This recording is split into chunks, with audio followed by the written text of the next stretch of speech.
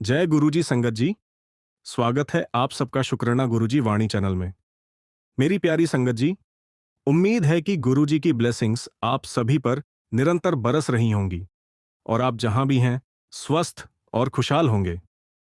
जय गुरुजी संगत जी। जय गुरुजी। शुक्राना गुरुजी। गुरुजी के चरणों में कोटि कोटि नमन। गुरु महाराज जी के बिना जीवन अधूरा है। लाखों सहारे हो सकते हैं दुनिया में, लेकिन एक सच्चा सहारा सिर्फ और सिर्फ हमारे गुरुजी हैं।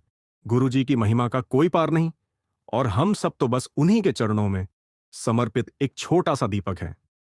हर उस दिल पर होती है जो सच्चे भाव से उन्हें पुकारता है।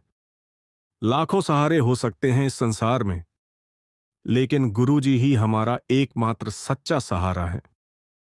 तो आइए आज का ये शुक्राना सत्संग उनकी श्री चरणों में अर्पित करें। संगत जी, मंत्र जाप के साथ ही आज का शुक्राना सत्संग शुरू करता हूं। आशा है आप सभी ध्यान से सुनेंगे और इसको स्किप नहीं करेंगे। ओम नमः शिवाय। शिव जी सदा सहाय। ओम नमः शिवाय। गुरु जी सदा सहाय। आज का सत्संग थोड़ा अलग है और आपकी लाइफ से भी जोड़ता है। इस वीडियो में बहुत कुछ सीखने को मिलेगा, तो कृपया इसे अंत तक सुने। फिर से एक बार रिक्वेस्ट है, इसे स्किप मत कीजिएगा। ओम नमः शिवाय। शिव जी सदा सहाय। ओम नमः शिवाय। गुरु जी सदा सहाय। जब हम कहते हैं मैंने किया, तो उस कर्म का फल भी हमें ही भोगना पड़ता है, चाहे वो फल सुख हो या दुख।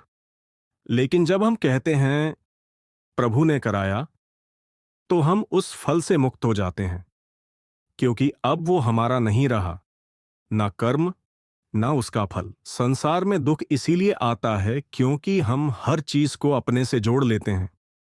मेरी मेहनत, मेरा हक, मेरा नुकसान, यह मैं और मेरा ही तो बंधन की जड़ है।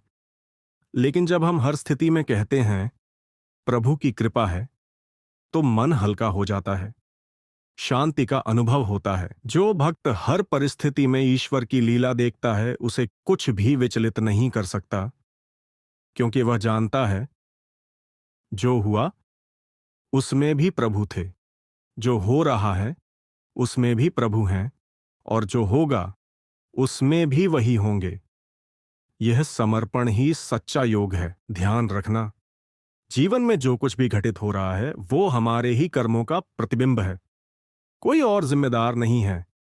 अगर हम दुख में हैं तो उसका कारण बाहर नहीं है, वो हमारे ही भीतर है। यह समझ जब पक्की हो जाती है, तब शिकायतें बंद हो जाती हैं और स्वीकार्यता का जन्म होता है। यहीं से शांति का आरंभ होता है। सच्चा साधक वही है जो हर परिस्थिति में अपने भीतर झांकता है। जब कोई तुम्हें क्रोधित करता है, तो वह व्यक्ति तुम्हारे भीतर छुपे क्रोध को बाहर लाने का माध्यम बनता है। वो व्यक्ति दोषी नहीं है, तुम्हारा क्रोध पहले से मौजूद था। तो साधना यही है कि अपने भीतर के विकारों को पहचानो और उन्हें शांत करो। अगर कोई तुम्हारी निंदा करता है, तो वह तुम्हारा अहंकार दिखा रहा है। अगर तुम्हें पीड़ा होती है, तो यह अहंकार का संकेत है। यह दुनिया तुम्हें तुम्हारे ही प्रतिबिंब दिखाती है। इसलिए हर घटना को एक अवसर मानो, अपने भीतर उतरने का और खुद को शुद्ध करने का। साधना का अर्थ केवल ध्यान लगाना नहीं है, हर पल सजग रहना भी साधना है। कैसे बोल रहे हो, कैसे चल रहे हो, किस भाव से देख रहे हो, यह सब साधना का ही भाग है। हर क्रिया को पूर्ण चेतना के साथ करना, यही सच्चा योग है। जब तुम सच में साधक बन जाते हो, तो तुम्हारे लिए कोई बाहरी शत्रु नहीं रह जाता। हर समस्या, हर विरोध तुम्हारे भीतर के विकास का कारण बनता है। तुम फिर परिस्थितियों से लड़ते नहीं हो, तुम उन्हें समझते हो और अपने भीतर परिवर्तन लाते हो। संतों की संगति क्यों की जाती है?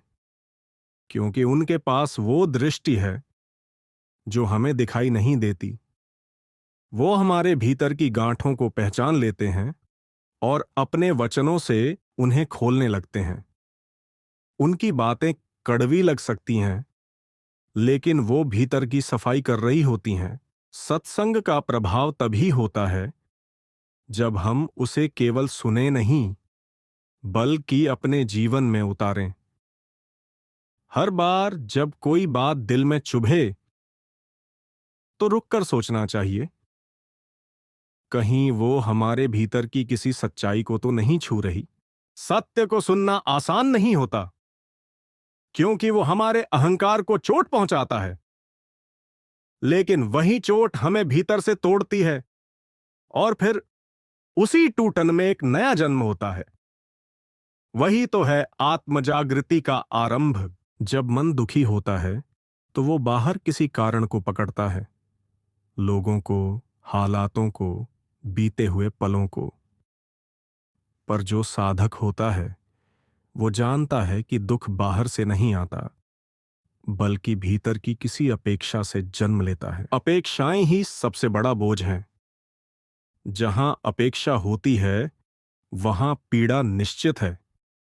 और जब ये समझ आ जाए, तो फिर व्यक्ति लेना बंद कर देता है और देना शुरू कर देता है, बिना शर्त, बिना स्वार्थ।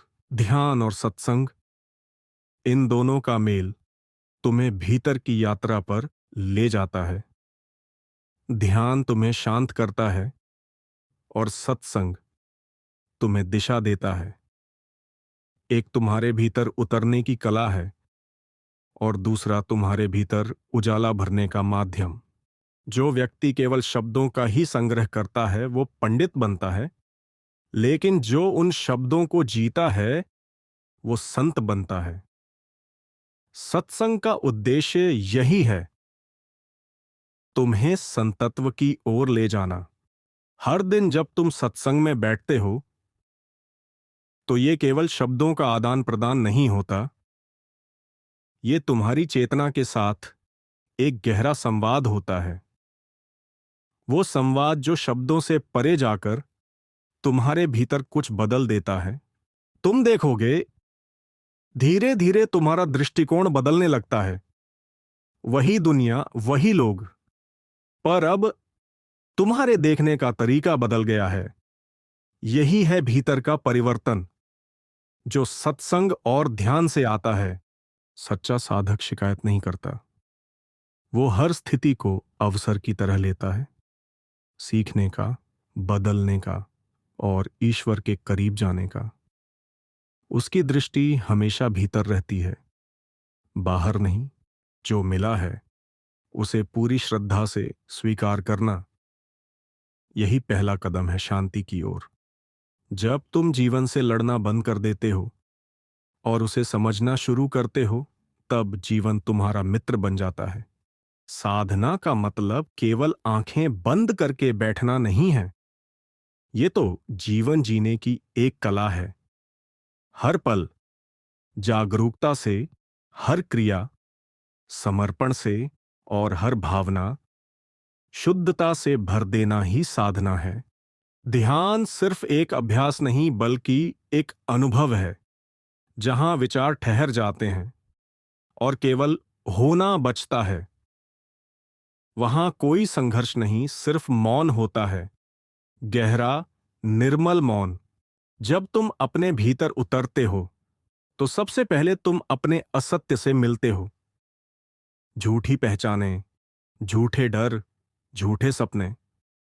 और फिर धीरे धीरे तुम्हारा सामना सत्य से होता है, जो हमेशा से तुम्हारे भीतर था। गुरु का काम है तुम्हें तुम्हारे झूठ से मुक्त करना और तुम्हारे सत्य से मिलाना। वो तुम्हें कोई नया रास्ता नहीं देता, बस तुम्हारी आंखें खोलता है, ताकि तुम अपना रास्ता खुद देख सको। मनुष्य हमेशा बाहर समाधान ढूंढता है, किसी गुरु में, किसी विधि में, किसी चमत्कार में। पर असली क्रांति तब होती है जब ध्यान भीतर मुड़ता है। वहां न कोई गुरु है, न कोई विधि, सिर्फ तुम और तुम्हारा मौन। सत्य को जानने के लिए किसी पुस्तक की जरूरत नहीं, बल्कि एक मौन हृदय चाहिए, जो सुन सके, देख सके और स्वीकार कर सके बिना किसी पूर्वाग्रह के। हर बार जब तुम मौन में जाते हो तो तुम्हारी चेतना थोड़ी और गहराती है। हर बार जब तुम सत्संग में बैठते हो तो तुम्हारे भीतर कुछ पिघलता है। अहंकार, द्वेष, भ्रम। यह पिघलना ही मुक्ति की शुरुआत है। तुम्हारे भीतर जो प्रेम है वो सीमित नहीं है। वो किसी एक व्यक्ति, एक वस्तु तक सीमित नहीं। जब तुम ध्यान में गहराते हो तो वही प्रेम पूरा अस्तित्व बन जाता है। गुरु सिर्फ बाहर नहीं होते, वो भीतर भी होते हैं, तुम्हारी अंतरात्मा की आवाज बनकर। जब तुम मौन होते हो तो वही आवाज तुम्हारा मार्गदर्शन करती है। जीवन एक अवसर है जागने का, प्रेम करने का और पूर्णता को छू लेने का। हर पल एक निमंत्रण है इस अंतहीन यात्रा में उतरने का। क्या तुम तैयार हो?